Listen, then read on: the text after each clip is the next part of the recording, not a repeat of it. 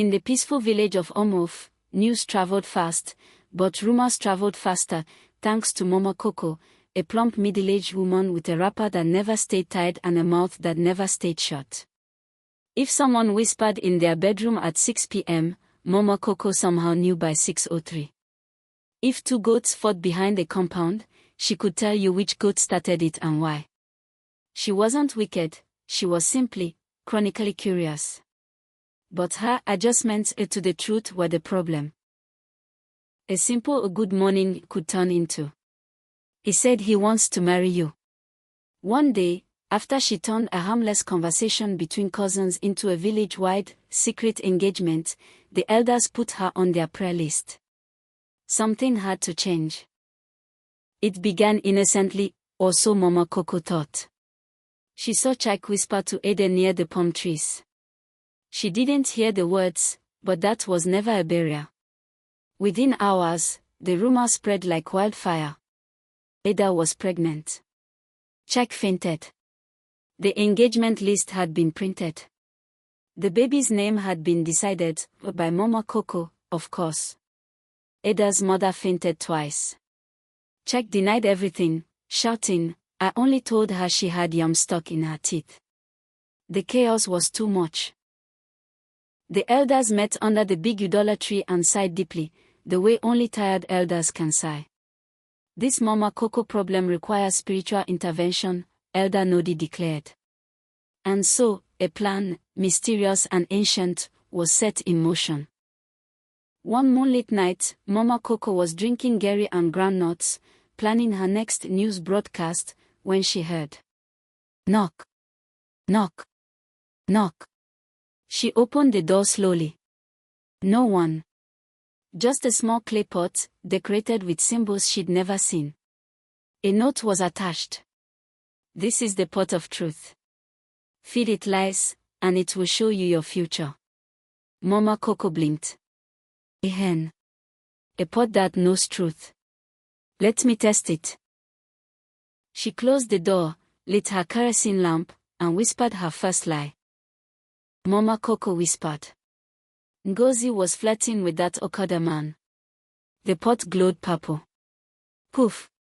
A swirling vision formed. Mama Koko running in the village square while people chased her with slippers, brooms, and one angry rooster. She screamed. She tried again.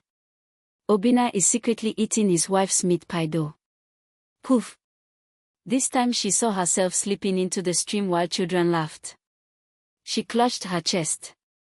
Every lie she said, big or small, produced a new vision. More slippers. More disgrace. More humiliation. By 3 a.m., Mama Koko was sweating like a goat at a naming ceremony.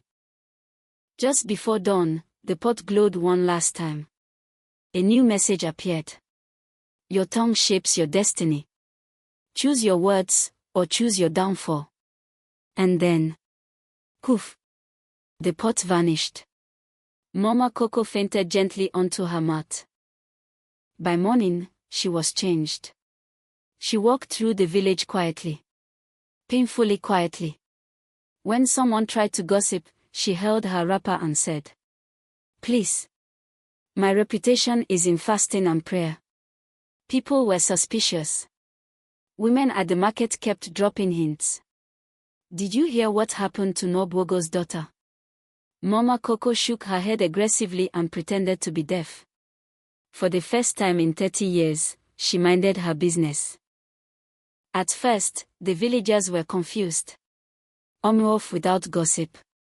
The sun without heat. Rice without stew. Impossible. But gradually, something beautiful happened. People stopped fighting over rumors. Misunderstandings reduced. Families reconciled. The market became peaceful. Elders' blood pressure dropped. The village began to thrive. But not everyone was happy. Some villagers missed their entertainment. And they were determined to tempt Mama Koko. It began when Mama Urema whispered loudly near Mama Koko. "Did you see the way Ebra is walking? I'm sure something is happening." Mama Koko ran away as if chased by spiritual mosquitoes. Then Okochukwu tried.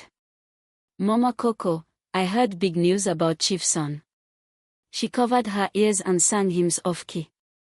Finally, someone dropped the ultimate bait.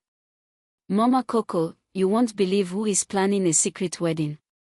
Her left eye twitched. Her right ear vibrated. But she resisted.